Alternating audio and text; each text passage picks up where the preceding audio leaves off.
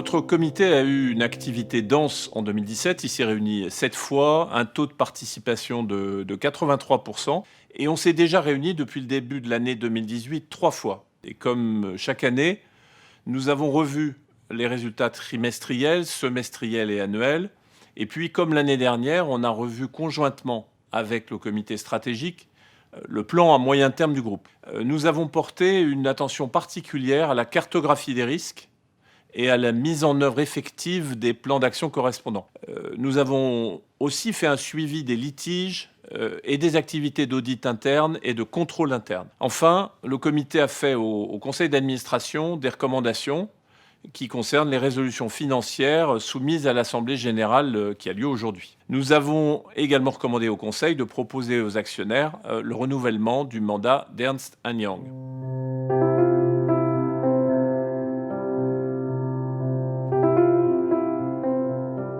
L'acquisition de GE Water a bien sûr été un événement capital, vraiment structurant dans le développement de la stratégie du groupe. Notre comité a revu dans le détail le business plan d'acquisition, ainsi que le schéma de financement de cette opération. On suit désormais de manière précise à chaque réunion les résultats de cette nouvelle business unit et en particulier la réalisation des synergies et puis les perspectives de croissance. Mais cette année 2017, elle a été aussi marquée par la réforme de l'audit légal.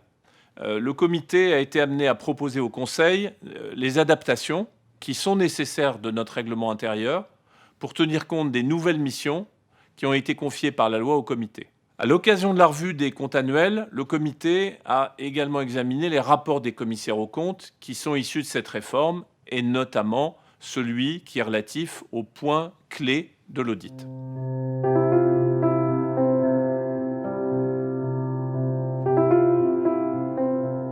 Le comité a étudié en détail, dès le mois de janvier 2018, les circonstances spécifiques qui ont affecté la croissance organique de l'EBIT et qui ont amené le groupe à publier une première estimation de ses résultats en début d'année. Le comité a suivi et travaillé avec attention sur les réactions du marché à cette publication pour en tirer toutes les conséquences pour l'élaboration d'un plan d'action pour 2018 qui soit adapté et, je dirais, suffisamment ambitieux. Le comité est très attentif au suivi de la mise en œuvre de ce plan, mais aussi à la qualité du dialogue que nous avons avec le marché sur ces sujets. Pour 2018, les perspectives du groupe s'inscrivent dans une dynamique de croissance qui repose sur 3 moteurs, ou 3 des 4 moteurs particuliers. D'abord, les activités de recyclage et de valorisation en Europe. Ensuite, les activités